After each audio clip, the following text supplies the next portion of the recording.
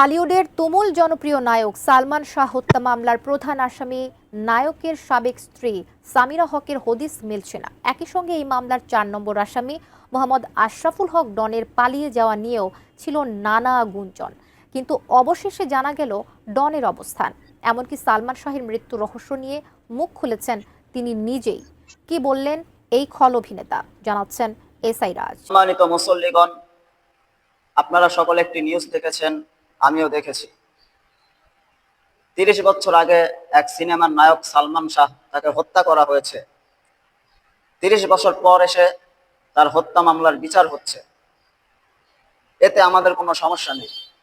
কিন্তু ২০২৪ সালে আল্লামা দেলাওয়ার হোসেন সাঈদী সাহেবকে যে মার্ডার করা হয়েছে, এটারও বিচার করতে হবে।